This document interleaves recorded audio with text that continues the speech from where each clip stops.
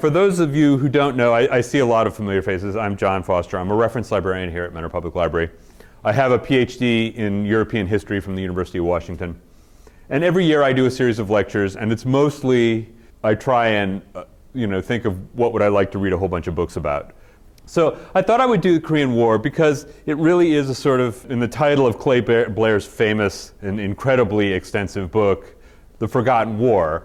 And most of us, I shouldn't say, most Americans who know something about the Korean War or who've thought about it have thought about it because they watched MASH, a show based on the movie, which was really about the Vietnam War.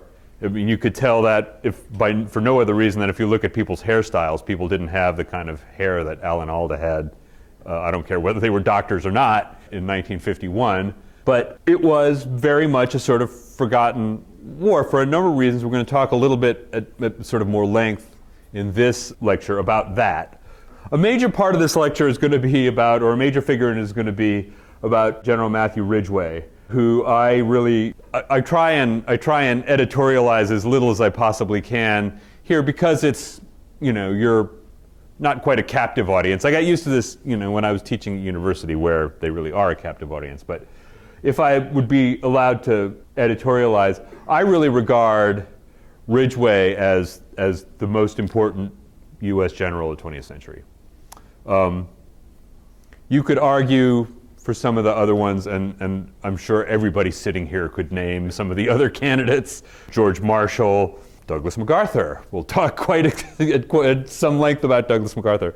But in terms of understanding the transformation of warfare that happened between 1945 and 1950, Ridgway understood it, I think, sooner and better than the vast majority of even other serving generals at the time.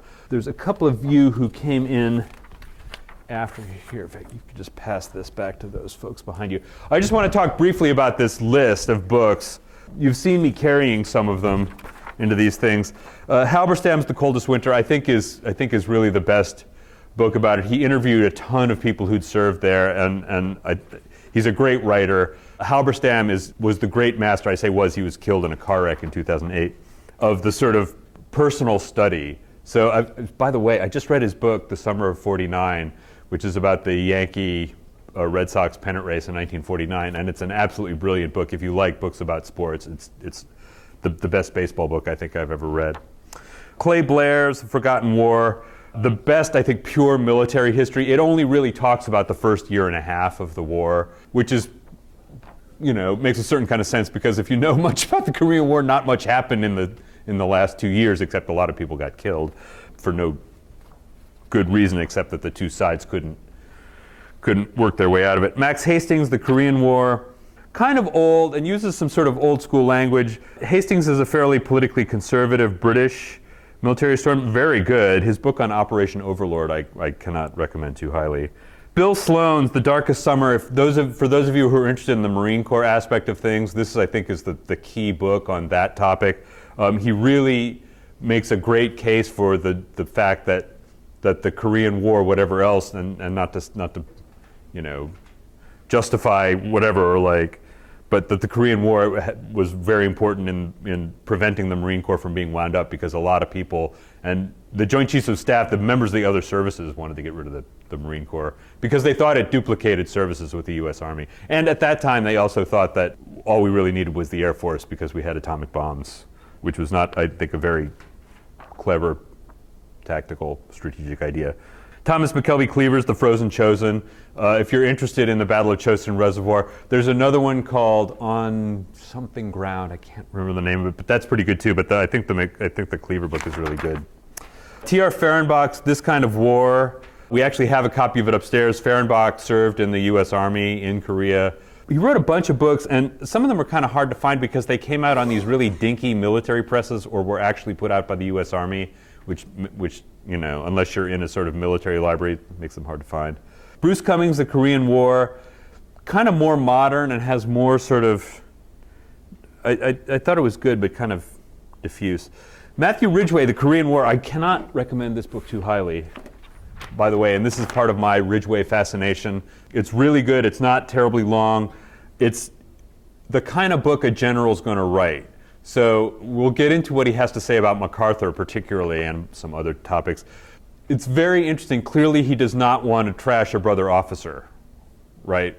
And not to say that he's very diplomatic about things in a way that some other people were maybe not. But it really gives you a great insight into when he got there, one of the things he found out was that the 8th Army had a kind of serving set for dignitaries, like linens and stuff like that, and it was in really cruddy condition, and he replaced it. And the reason was because he wanted people to treat the whole thing as this is for real. This is not some second-rate, low-budge thing. This is a for real thing where people are getting killed. So if we're going to do that, we're going to do it like a real war all the way around. We're going to organize things like it's real. And he makes no bones about it. It's not, he's like, you may think of it as a trivial thing, but what I wanted to do was get all the details right, so we would get the big picture right. Clifton Labrie, the gentle warrior. Oliver Prince Smith, another real American hero, honestly, who's the commander of the 1st Marine Division, Chosin Reservoir. Basically slow-walked them up to the reservoir, even though Ned Almond, the commander of 10th Corps, was trying to chivvy him up there. If he'd been in the U.S. Army chain of command, he would have been relieved for insubordination.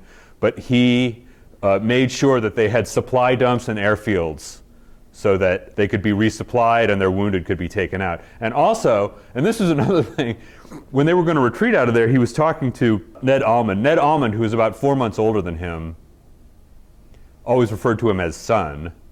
Which is another reason there was not very much mutual good feeling between O.P. Smith and Ned Almond. Ned Almond said, well, if you need to abandon your gear, we have more stuff further south, and O.P. Smith said, we're not going to abandon our stuff. That's what we fight with. So we're going to leave, and we're going to take all our gear with us, by the way. And then a couple of more general things. Otto Vestad's The Cold War, A World History. If you're just interested in the larger context, I think Westad's book is really great. He's written a few books on the Cold War, but this is the most comprehensive one. It's really readable. Westad is Norwegian, actually, so he's kind of sort of off to the side. He doesn't have as much. And then Tony Judd, Europe, A History Since 1945. Judd made his fame in a way. He wrote this book called Past Imperfect about the sort of French intellectuals and how they sucked up to the communists in the 1950s. Long after it was obvious exactly how bad Stalinism was. And he's much more sort of frontal about how much he dislikes communism, which once again, who can blame him? So here we are, getting to the end of 1950. We've had the Incheon landing.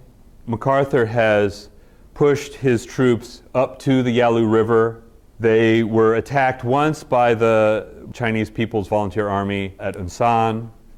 Several of the ROK units around them disintegrated, and then the Chinese pull back. And it turns out that the reason that they did was that they were trying to get them to go further north. Because the further north they went, the further north the U.S. troops went, the longer their supply lines were, and the better the territory was for the Chinese People's Volunteer Army.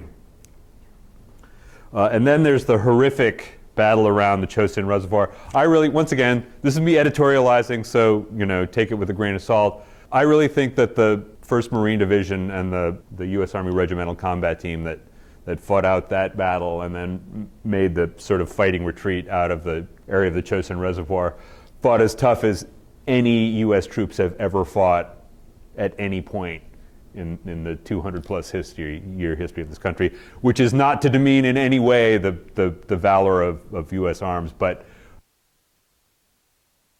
my God, how could those people? Sometimes I end up thinking to myself, as I heard a historian say one time, we're not the men our fathers were, and those guys fought it out at 20, 30 below zero. I mean, it's an amazing story, October 15th, 1950. Truman and MacArthur meet on Wake Island. Truman had wanted to talk to MacArthur about what was going on in Korea. And he had invited him back to the United States to receive the Distinguished Service Medal, his 5th. MacArthur had said no, which is weird, right? Because when the president invites you, that's not really an invitation in the sense like I might invite you over for drinks or something like that. He's the commander-in-chief, so if he's asking you to come, he means that you really are supposed to come. But MacArthur who was sort of a law unto himself in the Far East and who really disliked Truman for a bunch of reasons, some of which were legitimate, some of which were not. I mean, he really thought of Truman as a kind of, I mean, he hated FDR too for slightly different reasons, but he thought of Truman as a kind of Missouri machine politician, which he was. So finally, Truman kind of split the difference and agreed to meet with him on Wake Island, sort of in the middle of the Pacific. Here he is, pinning the medal on him.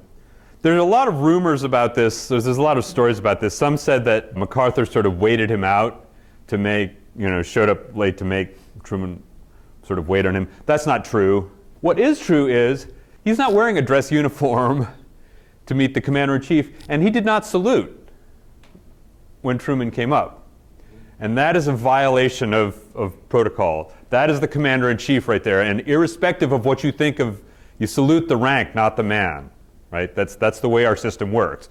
Truman was asked later on if he'd noticed, after he retired, Truman was asked if he'd noticed that MacArthur had not saluted him, and he said, "You're goddamn right I did."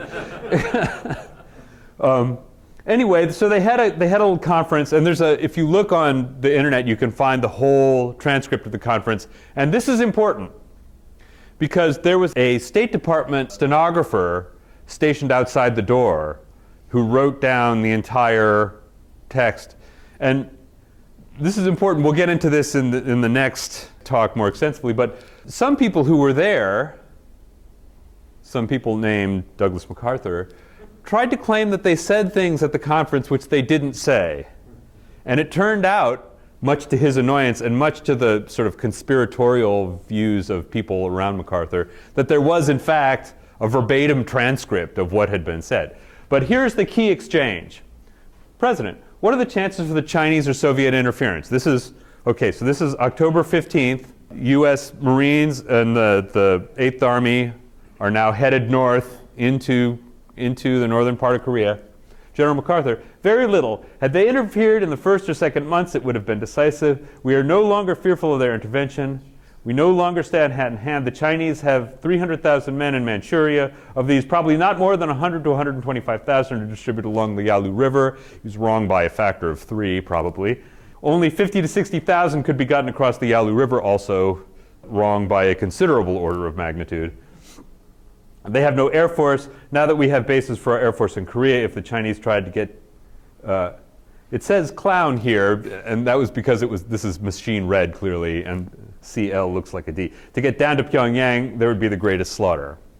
The thing you got to remember about MacArthur is that he really saw the world in terms of Asia's importance.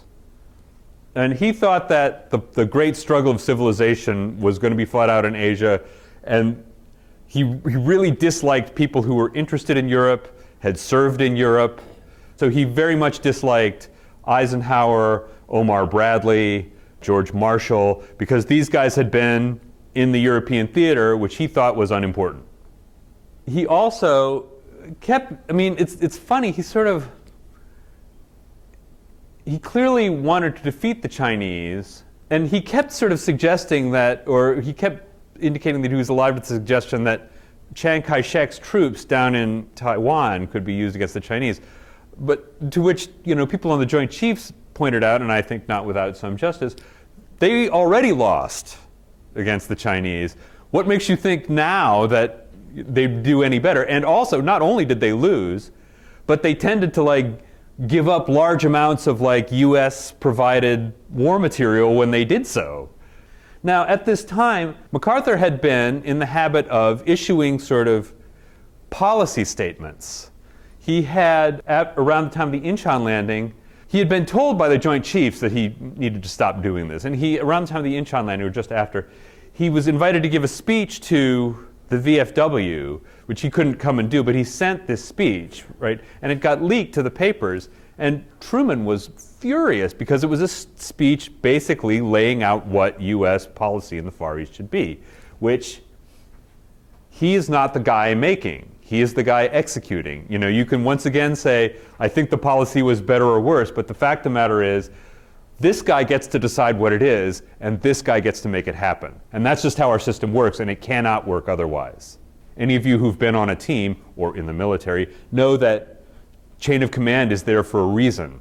And there's a funny thing about the VFW speech. The defense secretary, Lewis Johnson, who was kind of a clown, Truman said, "You need to tell MacArthur to withdraw the speech." And so Johnson left, and he sat around in his office trying to figure out how to make it happen. And finally, Truman called him in and said, "Okay, did you tell him?" And Lewis Johnson was like, "Well, could we do this? Could we do that?" And Truman was like, "No, here's what you're going to tell him. Write this down right now, and now go tell him." And that was kind of the end for Lewis Johnson. He was fired pretty soon after that.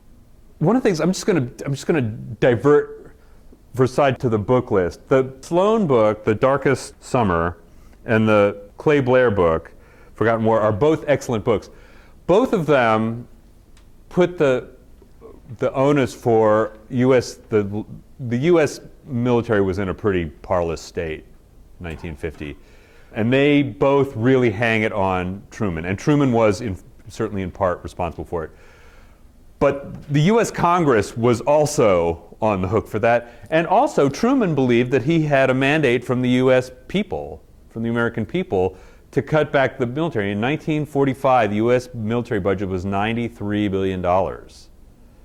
And by 1950, and this is what Lewis Johnson thought he was there to do, the budget had been cut down to between $13 and $19 billion. But part of the deal was Americans wanted their sons and husbands home, right? They didn't want them in Japan. They didn't want them in Korea. I mean, not that most Americans knew where Korea was in 1950. So Truman certainly was on the hook for that, but he had a lot of company. And this is the only thing I dislike about the Blair book, and the thing I really dislike about the Sloan book, which otherwise I think is very good. Sloan really hangs it on Truman, and I'm just like, let's be clear, he had a lot of, the Joint Chiefs too were part of they were a little annoyed by it, but anyway, I Nataron.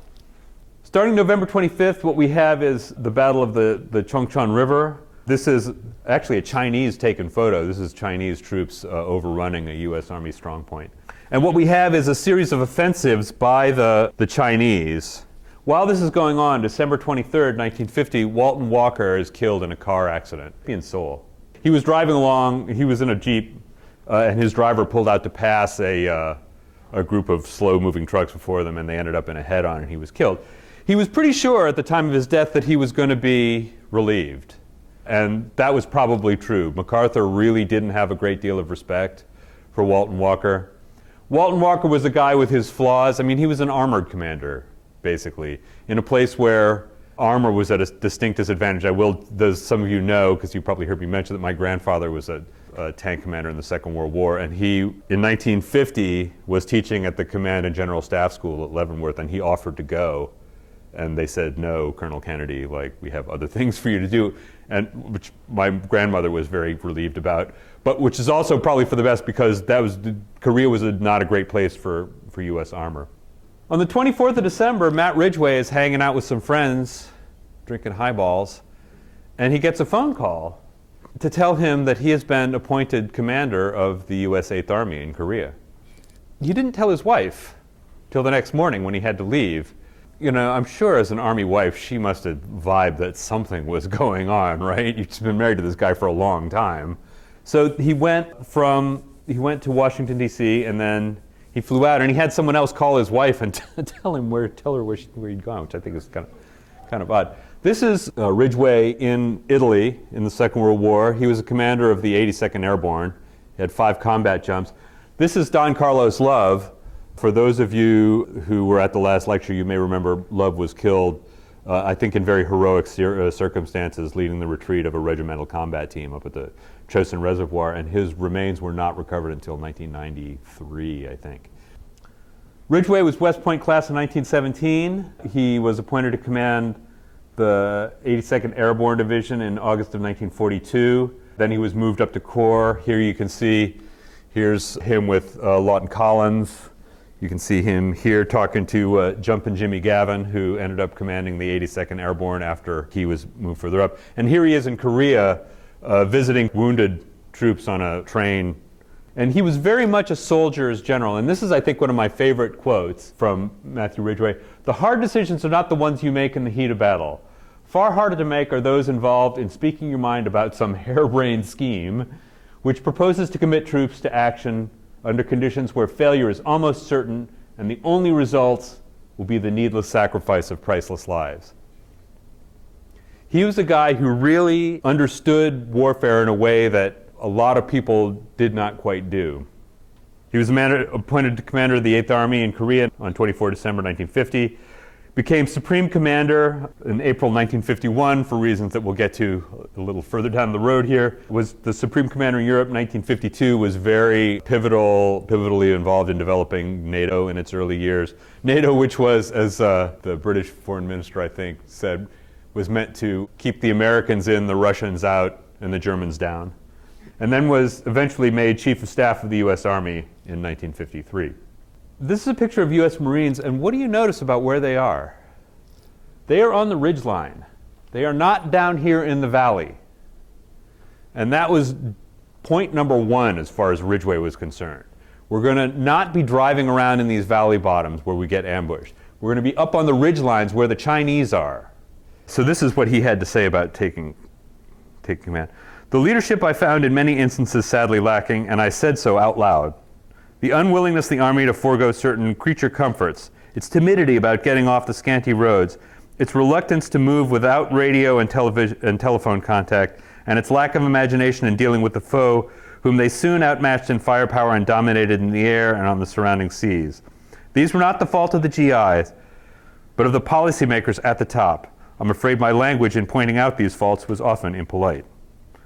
What I told the field commanders in essence was that their infantry ancestors would roll over in their graves could they see how road-bound this army was, how often it forgot to seize the high ground along its route, how it failed to seek and maintain contact in its front, how little it knew the terrain, and how seldom it took advantage of it, how reluctant it was to get off its bloody wheels and put the shoe leather to the earth, to get into the hills and among the scrub and meet the enemy where he lived. As for communications, I told them to go back to Grandfather's Day if they had to use runners if the radio and phones were out, or smoke signals if they could devise no better way. He met with, first, all the division commanders. Then he went around to the battalion commanders.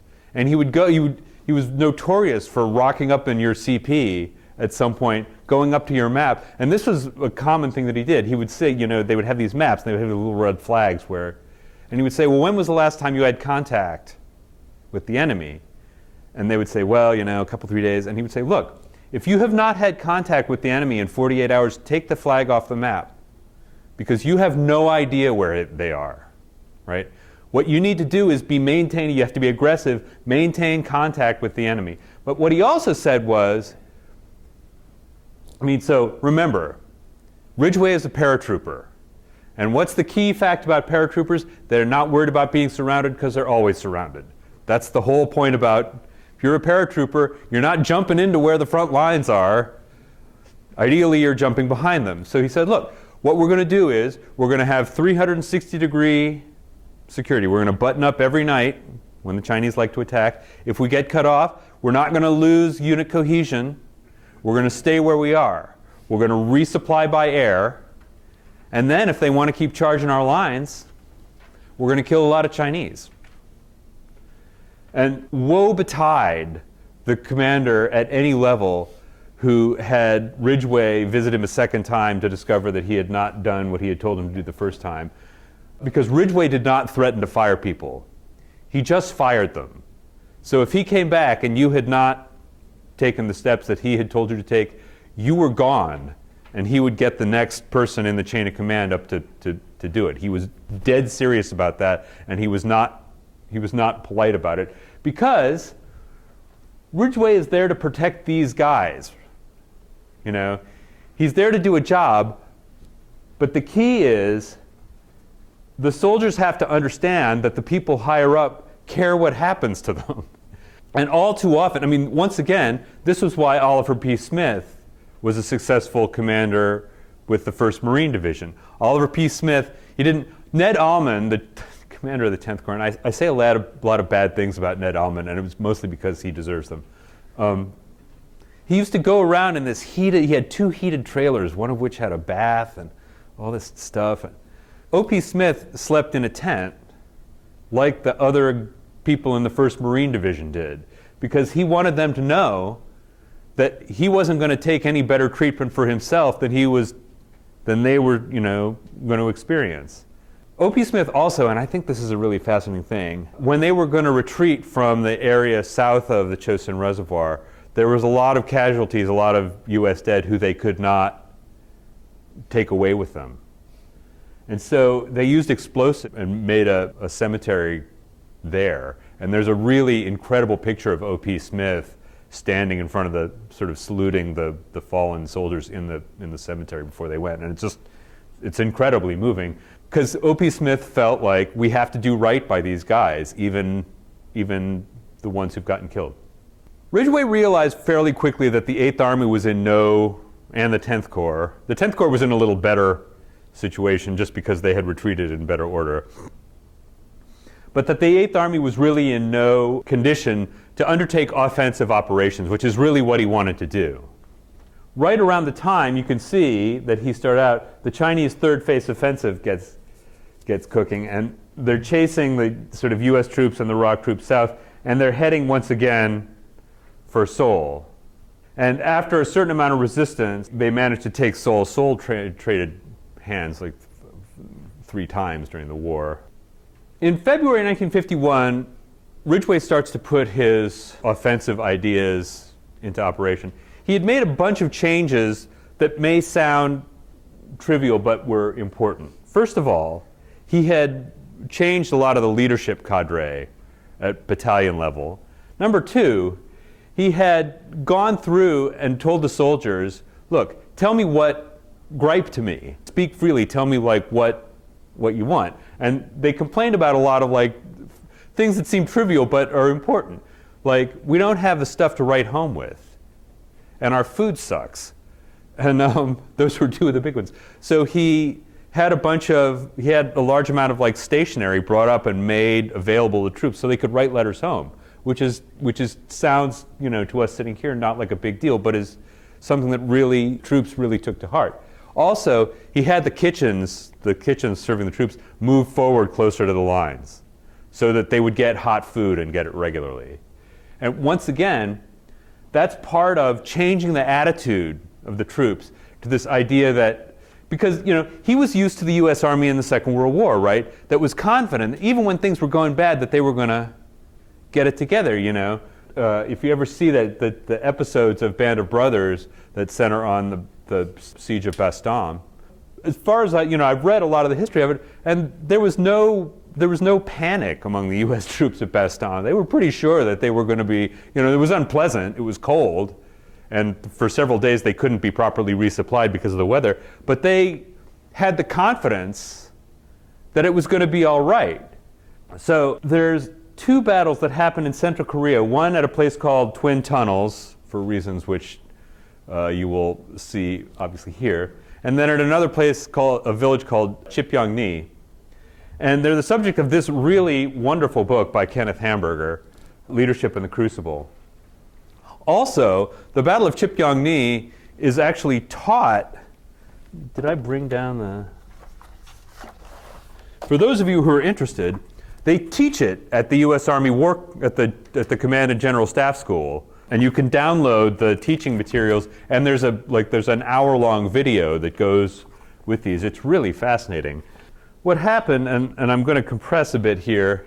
So they had sent the 23rd Regimental Combat Team under Major Paul Freeman and the French element under Ralph Montclair up to this village. There had been a series of Chinese People's Volunteer Army's attacks around Twin Tunnels attempting to seize and control this railway line. They had been repulsed, and then so they developed this idea that they were going to send the 23rd Regimental Combat Team up to seize Chipyong-ni, which they did at the beginning of February. And they were there for about 2 weeks digging in. And the plan was that they were going to dig in and invite the Chinese to attack them there, which they did. And you can kind of see this as the sort of basis for some other things that happen in the future. So Montclair's French troops, I will tell you to sort of spoiler alert, a large proportion of the troops that later went on to make up Mobile Group 100, who were subsequently annihilated in Indochina about a year later. But you can kind of see in what I'm about to describe the sort of origins of the thinking that brought Dien Bien Phu. The idea of Dien Bien Phu was that they would create this strong point up in the northern part of Vietnam, invite the Viet Cong or the Viet Minh to attack it, and then destroy them, be able to resupply them by air. The problem with Dien Bien Phu is that it was in a stupid place. It was in the bottom of a valley, and they had this. They're like, well, you know, the French commander de Castries was like, well, they'll never get, you know, artillery up to the high ground around this valley, which of course they did, and then they were doomed because gravity. I mean, there's just. Although interestingly too, and this is you find out in Hell in a Very Small Place, another really fabulous book by Bernard Fall, that the flak cover, sort of late in the battle, the U.S. was flying bombing missions to try and relieve the pressure, but also trying to drop supplies in there. And the pilots, the U.S. pilots, said that the flak cover over Dien Bien Phu was heavier than it had been over Berlin. So this is twin tunnels, and I only put these maps up here. These maps are like very hard to read unless you're looking at them closely, and then they're still very hard to read. But what you can see is you have a series of strong points, and then the Chinese attack, and they get resupplied. Once again, the twin tunnels only goes on for a couple of days, but it puts the seed in the mind of the U.S. command, like this is an idea that can work if we do a couple of things. We maintain unit cohesion, so we don't have people bugging out. We don't worry about getting cut off. That's not going to be a problem for us.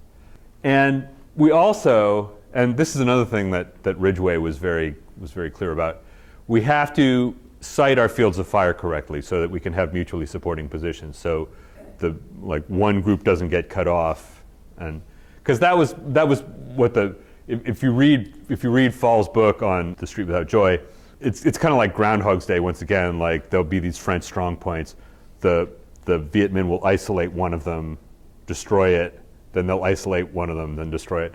So what we wanted to do, what the U.S. Army wanted to do, and Ridgway was very strongly pushing with them, is you got to make sure that your fields of fire are set up properly so that you don't get parts of your elements of your command isolated. So this is the map of Chipyong-ni, and this is one that was sort of done at the time. And the French were over here. At a certain point, the French got pushed off. I mean, so there's 5,000. Part of the interesting thing about Chipyong-ni is the Chinese People's Volunteer Army thought that there were about 1,000 U.S. troops in the position when there were about 5,000, which was really bad news for them. And you can see, but there are about 25,000 Chinese People's Volunteer Army troops attacking this position. And the French eventually get sort of pushed off their position, and this is one of the sort of, you know, we have this kind of like negative attitude about the French. My friend Josh never tires of jokingly refer to them as cheese-eating surrender monkeys. But those French troops, many of whom were quite experienced, were fought very tough. And when they got pushed off a position, they staged a bayonet charge, of all things, and retook the position, which I just think is so French. Like, okay, let's get the bayonets at them. Now we'll really go after them. At a certain point, Freeman was wounded, and Almond, for some reason, Ned Almond didn't like Freeman very much, and he wanted to get him out of there. And you know, Freeman kept sort of like pretending that he couldn't be evac'd. And finally, his friend was like, "Look, the next time they call, you really have to go, because otherwise you're going to get relieved, and you know you're going to be in big trouble." But once again, Chipyong-ni is a perfect example of Ridgway's new theory of how this war is going to be fought. Right? So they're surrounded by outnumbered 5-1, but they only take, of the 5,000 guys there, they only take, I think there's only 45 or 50 U.S. fatalities in the whole thing. And it was because they had dug in for 2 weeks, right? So they had like well-established positions. They had sited their fields of fire correctly. They could be resupplied by air, so they weren't in danger of running out of ammunition. They weren't worried about having to withdraw and hit a Chinese ambush on the way down. They were there for the long haul. And You can see in this the model for Dien Bien Phu. You can also see in this the model for Kisan, which was actually a much more successful, that was like Dien Bien Phu, but it worked. Except for the fact that 2 months later, what happened to Kisan? The U.S. just abandoned it. So what's sort of worth thinking about here is the change in the way war is being fought. So U.S.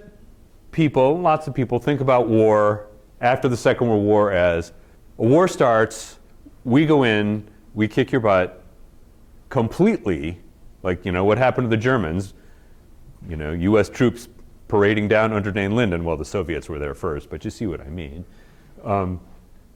Same way with Japan, like, we completely evaporate 2 of their cities, and actually the firebombing of Tokyo killed more people than the atomic bombs, by the way. But you surrender to us completely, and then we move on from that situation. It's about taking places. It's about conquering places. This is a war about killing people. And interestingly, once Ridgway got the 8th Army in fighting shape, the first operation he started was he called Operation Killer. And Omar Bradley called him up and said, well, we're a little uncomfortable with the name Operation Killer. I mean, what kind of... Which Ridgway said, well, let's be clear, that's what we're doing here, right? This is an army, and what an army does is kills people. And the way we're going to win this war is by killing enough of the other people that they cease to want to do it anymore. Because we're not going to Beijing, right? Ridgway understood in a way that few people did in that moment. And the funny thing is that MacArthur now starts to do this weird thing where every time Ridgway starts an operation, MacArthur shows up, which has a couple of unfortunate effects. One, MacArthur starts looking like he's the one driving the process. And Ridgway is pretty diplomatic about this in his book, given how shocking it is.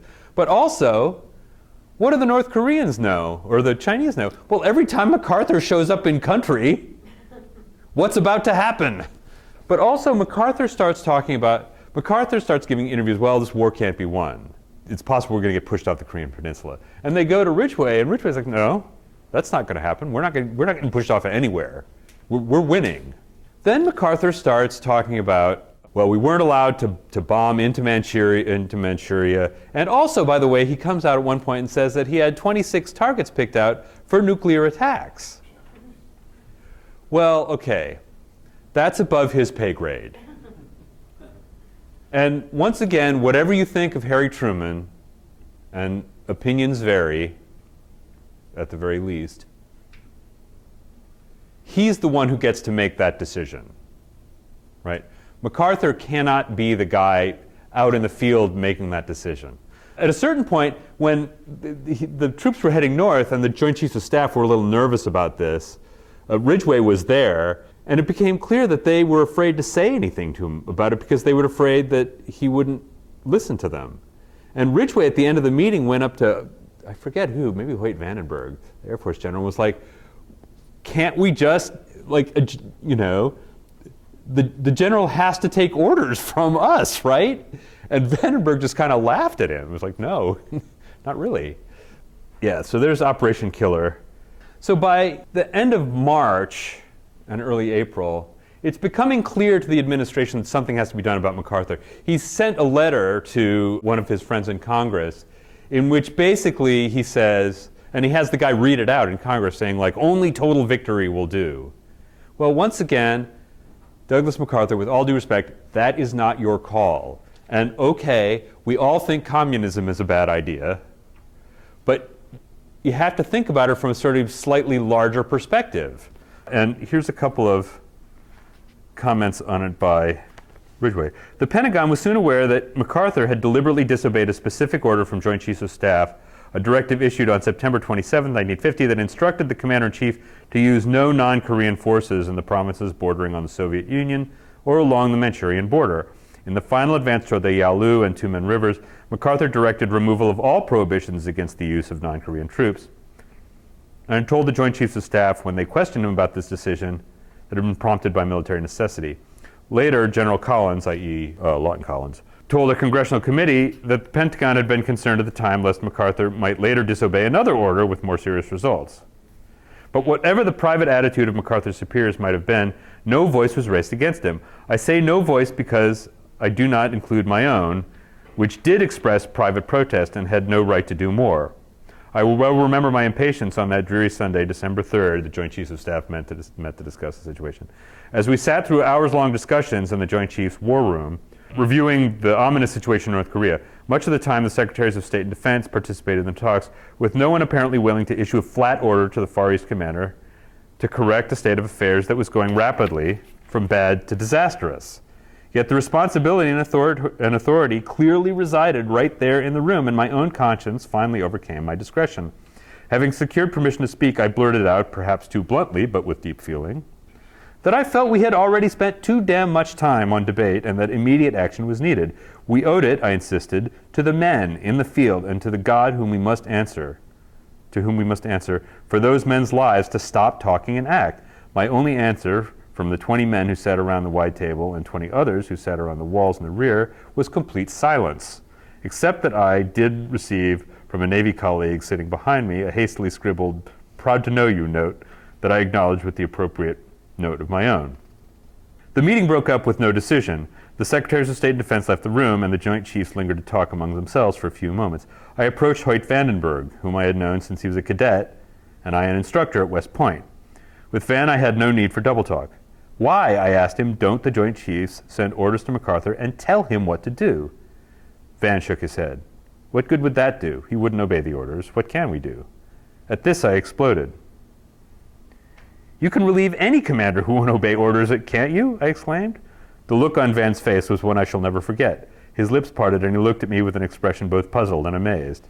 He walked away then without saying a word, and I never afterward had occasion to discuss it with him. So MacArthur sort of had the Joint Chiefs cowed. But finally, Truman gets to the point. Truman is getting hammered. Truman is also very unpopular in this moment. Things seem to be going badly in Korea. We're in another war.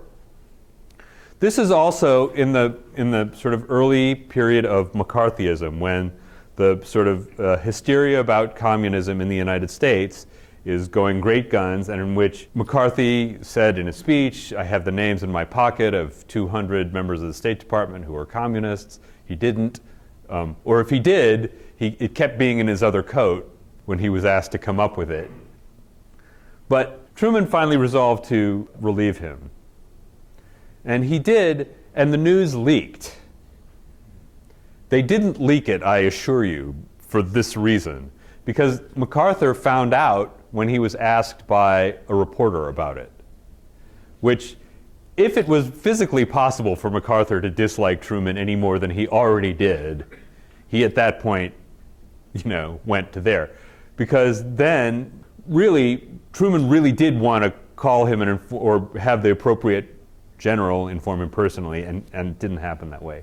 But Truman later said in his memoir, there's one basic element in our Constitution, it's civilian control of the military. Policies are to be made by the elected officials, not by generals or admirals. Yet time and time again, General MacArthur had shown he was unwilling to accept the policies of the administration. By his repeated public sentiments, he was not only confusing our allies as to the true course of our policies, but in fact he was also setting his policy against the president's. If I allowed him to defy the civil authorities in this manner, I myself would be violating my oath to uphold and defend the Constitution.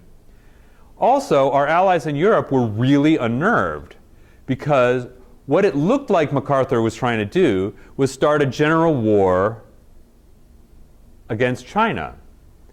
And all of the European allies knew with certainty that if that happened, the likely consequence would be that the Soviets would invade Europe, which they were terrified of, because there was no force on God's green earth that could stop them getting to the English Channel in about 2 weeks. I mean, NATO knew this, or not NATO, but the Allied commanders, the SACEUR, knew that that was the case. And interestingly, we now know, by the way, there's been a lot of interesting research done in the Soviet archives. The Soviets really were not interested in invading Western Europe. What they wanted, what Stalin really wanted, was for Germany to be unified and neutral. He was really annoyed at the East German communists for engineering things such that they started this totally useless statelet. But it's hard to get good henchmen. I have a friend, this very good friend, Pete, who lives in Vancouver, BC, and with whom I talk military affairs. Pete is a wonderful guy, and he owns a Centurion Mark V main battle tank for reasons that I'm not quite clear on, but if you ever watch the Sonic the Hedgehog movies, like his tank, he rents out his tank to movie companies. But he was like, well, how do we know that the Soviets didn't really, because they had plans to invade Western Europe. I was like, yeah, at this moment, the US government has plans to fully invade and occupy Canada. Doesn't mean we're going to do it. Watch out, Ottawa. But it's better to have and not need than need and not have, right? So the U.S. military has plans for any contingency, really, And not that we want to invade Canada. The Canadians are pretty good neighbors, I think, by and large. But what the fear of the European allies was, and about this, MacArthur really didn't care. Because as far as he was concerned, Europe was not where the action was. And this is another interesting comment by Ridgway. He says some quite positive things about MacArthur, but then he says, MacArthur's all too human weaknesses, which mark him as a man rather than as a demigod, seemed occasionally to have been granted him in overgenerous proportion to. No military commander is immune to mistakes. And many commanders at one time or another have perhaps made errors that cost our nation dearly, any wasted lives being too dear a price. But it is still the part of a soldier to accept responsibility for blunders and to examine honestly into their origin. This is one role MacArthur refused to play. Yet it should have been clear to anyone that his own refusal to accept mounting evidence of massive Chinese intervention was largely responsible for the reckless scattering of our forces all over the map of Korea. Later he says, and by later I mean on the next page, later in extenuation of MacArthur's conduct, it was argued that had he been set free to bomb Manchurian bases, his forces would have been adequate to the job. It is not at all certain that this is so, but assuming it were, he knew before the jump-off that he would not be allowed to risk total war by bombing those bases, and it would not have been difficult for him to determine General Vandenberg's view, Hoyt Vandenberg, the head of the Air Force, General Vandenberg's view that for us to carry the war to China in this way and to engage her Air Force, and perhaps part of Soviet Russia's too, would have, through combat losses and natural attrition, stripped our air power to a point from which it would have taken us 2 years to recover. Meanwhile, our commitments in other parts of the world, i.e. Europe, could not have been fulfilled. It has always been tempting for men removed from the conflict to envision cheap, easy solutions through naval blockades and saturation bombing. But any man who has fought in a war from close up must know that, vital as are the sea and the air arms of our combat forces, only ground action can destroy the armed forces of the enemy unless, of course, resort is had to obliteration attacks with nuclear weapons. There is simply no such thing as choking off supply lines, think about Vietnam, in a country as wild as North Korea, or in the jungle either. This book was published in the mid-1960s, by the way. There is, of course, the school that argues for immediate use of nuclear weapons when a stalemate threatens, that talks of reducing the enemy to the Stone Age by blowing his homeland to dust. This, to me, would be the ultimate immorality. If we put victory at any cost ahead of human decency, then I think God might well question our right to invoke his blessing on our cause. So, once again, I really recommend this book. Was it published in 66? Let me just see. 67. So by which time he had been invited as a group of what were called the wise men. By this time he had retired. Johnson created this group of advisors, one of whom was Ridgway, to advise him on Vietnam. And Ridgway really spoke truth to him about what was up in Vietnam. And I will say, too, many of you have probably heard me tell this story, but I'll tell it again just because I think it's important to illustrate military thinking. My grandfather, commander of the 69th Tank Battalion of the 6th Armored Division, and a rock-ribbed Republican. But my grandfather told my father, his son-in-law, in 1965 that Vietnam was a bad idea, that it was not worth the life of a single U.S. soldier, that it was a civil conflict that we should not get in the middle of, and that There was no good operational guidelines, and we should just stay the hell out of it. And this is not a guy who's some namby-pamby liberal. Like, he was a guy who had commanded soldiers in battle and had seen them die, and like had a very developed sense of what it was worth to risk a man's life over and what it was not. But here's the thing about Ridgway.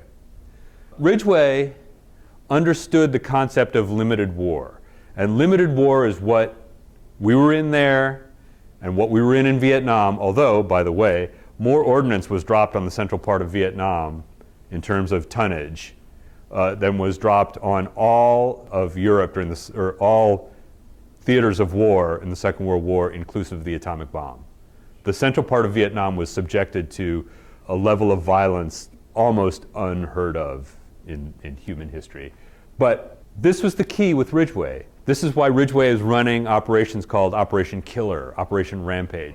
Because what his deal is we need to kill enough of the Chinese People's Volunteer Army that they decide that it's not worth it anymore.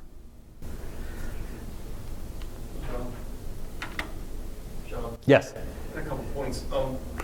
My understanding is the Chinese did not have the atomic bomb at that time, but the Russians did. The Russians did, yeah. And the other thing, Truman's decision to relieve MacArthur probably cost him a re-election.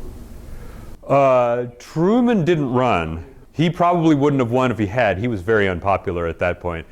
Adlai Stevenson ran. Some people thought MacArthur was a great guy. Well, yeah, lots of people did. And MacArthur also coveted the presidency, which we will get to in extensive detail next time around. 1973, Time published a quote from Truman, which is probably not true, but I love it anyway because it's so Truman. I fired MacArthur because he wouldn't respect the authority of the president. I didn't fire him because he was a dumb son of a bitch, although he was. But that's not against the law for generals. If it was, half to three-quarters of them would be in jail. Truman, for those of you who may remember, served in the U.S. Army via the National Guard during the First World War. He was an artillery commander. Couldn't be in the regular army because he was blind as a bat. But he had a really jaundiced view of people in the upper levels of the military, which is, I think, why people like Clay Blair and Sloan want to sort of hang the... Because he really didn't think that... So during the Second World War, Truman ran a congressional committee looking into waste in military spending. And he really thought that the generals didn't know the value of a dollar. He was a real sort of American small-town penny pincher. Truman is a really interesting guy. You know, I did, before COVID, long ago, I did a talk on Truman, and I might do another one because I've learned a lot more about Truman. And he's a flawed president, but a really, really interesting one. The Chinese Fifth Phase Offensive kicks off in the spring and into the summer. But by this time, Seoul has been retaken, and the U.S. manages, here's Seoul, you can see U.S. forces manage to repel the attacks and then go on the offensive up to what's called the Topeka line. Once again, Seoul is there, and then the Kansas line. And basically what they're trying to do, here's the 38th parallel. The idea is that they want to get to the 38th parallel. 38th parallel, for those of you who don't recall necessarily offhand, was an arbitrary line that was decided at the end of the Second World War. The idea being that the Japanese troops in Korea, Japan was occupying Korea, Japanese troops in Korea would surrender to the Soviets above this line and to us below it. So MacArthur is relieved. Ridgway is then elevated to the Supreme Commander role. James Van Vliet takes over the 8th Army. And what we have is the beginning of a grinding 2-year stalemate.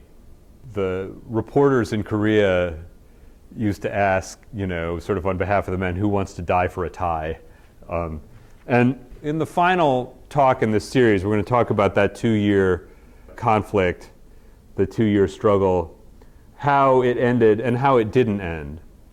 But the key to the period that we're talking about here, and this, by the way, the Clay Blair book is about this thick. I mean, it's every bit of 1,100 pages long. They should sell it with a little stand.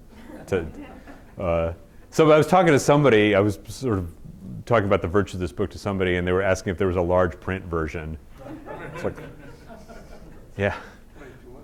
Right, yeah, I used it to weight one of my enemies to the bottom of Lake Erie. But if you're interested in the very, like, I mean, unit level descriptions of this, the Blair book is a fantastic book. It's a little hard to find. It's out of print, so you have to get it from Amazon or whatever, but you can get it for $10. Or you could the last time I looked. These things change. But so here's the key things to take from this experience or this narrative. What we have is MacArthur, who's a brilliant military commander, although by 1951, he's a little past his sell-by date. He's been a general since the middle of the First World War. As a matter of fact, Joe Stilwell, who was a person given to very blunt utterances, Vinegar Joe he was called, said, the guy's been a general for too long. You know, he's been a general for so long that nobody says anything to him when he has bad ideas. And also, he surrounded himself by people who didn't fix that problem. You need to be surrounded by advisors who are competent and who will tell you you're wrong when you're wrong. And unfortunately, that was not MacArthur. But the United States had the very good fortune. Now, interestingly, earlier on in 1950, during the fight for the Pusan perimeter, Ridgway had gone over with Averell Harriman, I think, to scope out the situation. And Ridgway had interviewed Johnny Walker, who was the commander of the 8th Army at the time, and said to him, okay, so what's your plan if they break through the line? And Walker said, they're not going to break through the line. And Ridgway said, I know that's the message for people, right? But what are you going to do if they do? And Walker said, no, they are not going to break through the line. This is it for us. We're not going anywhere. If it gets to it, I'm going to be out in the street, fighting next to the guys. So, but as he flew back with Harriman and the other guys, Harriman, I think it was Harriman, one of them said to him, really what they need is you. And Ridgway said, I would appreciate it if you would not say that, because I don't want it to appear that I came over here looking for a job, right? He only wanted to be in the position if it came about organically, right? But once he got there, he understood better than anyone else around what was going to be needed to win that fight. And the reason why I think that Ridgway is a real hero, and don't take my word for it, he wrote his autobiography, Soldier, is an absolutely fantastic book. I cannot recommend it too highly. That he was really about the guys in the foxholes. Like, he really had a concern for them, but also for fighting the war in the right way. And for him, those two things were intimately connected. So if we were going to ask these guys to possibly make give the last full measure of devotion, then we had to be fighting the war in the right way so that we were going to win it. And we had to understand what winning it meant. Winning it meant not destroying communism. Getting rid of communism is a good idea, but this isn't the place to do it. What we have to do here is stop the communists from doing what they want to do, while maintaining our other commitments around the world. And once again, it's not by any stretch of the imagination a coincidence that he ends up as the supreme Allied commander in Europe after this. Ridgway was a European guy. Interestingly, MacArthur told Ridgway when he met him, like, you were definitely the guy I would have wanted. But there's really, like, MacArthur may have told other people, and it's unclear, there are not official sources on this, but it's sort of innuendo, if you will. So take it, that he didn't really think very much of Ridgway, which you could attach whatever significance to. I think it's plausible for this reason. Ridgway was a Europe guy, and MacArthur really didn't like Europe guys. He thought that Europe had been oversupplied. MacArthur didn't like the British. MacArthur didn't think the European theater was really that important. And you could sort of argue about why, right? Because, once again, Nazi Germany didn't attack us. The Japanese did. And also, you can look at the fall of the loss of China, as it was put in those days. Once again, the sort of political environment that's going on here is very much shaped by the fall of China to communists in 1948, 49. In any case, because the view on the right edge of the American political environment is that Truman is an appeaser, that the desire not to atomic bomb the Chinese was a kind of appeasement. Halberstam refers to it as the A word. Interestingly, Mao Zedong, they asked him about what he thought about the possibility of U.S. use of the bomb, and he's like, that's fine. We got a lot of people here. Yeah. So Ridgway, I think, is 100% correct that there's no guarantee that that would have worked. There's no guarantee that that would have won. But what it would certainly have done then was energize the Soviets. And the United States, one reason we were not in a very good military situation in 1950 was because Americans were tired of being at war, right?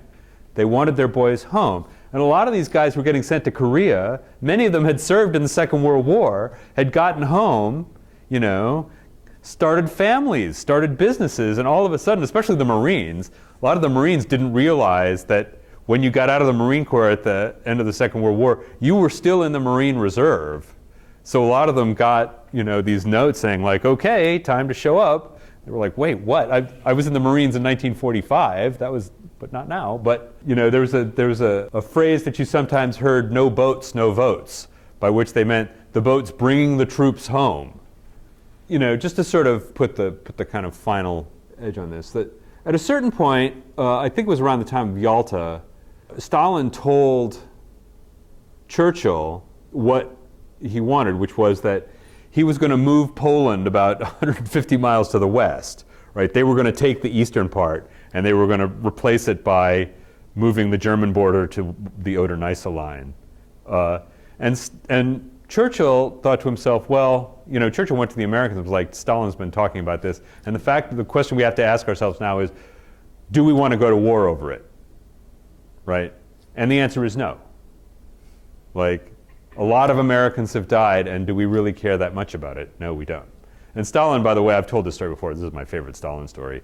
At the Potsdam Conference, it must have been early because Churchill was there. Churchill's government fell in the middle of the Potsdam Conference, and he was out. But there was a discussion going on at which Churchill pointed out to Stalin that, Truman told the story later, Churchill pointed out to Stalin that the Pope was upset about the way Catholics in Eastern Poland were getting treated. And Stalin, sort of bemused, looked at him and was like, the Pope? The Pope?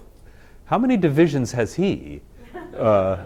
So, this was something that policymakers in Western Europe and the United States understood. The Red Army was big and well-armed. Soviets had the bomb. So a generalized conflict was not going to work out well, especially in a United States that didn't want to be at war. Once again, why are these guys?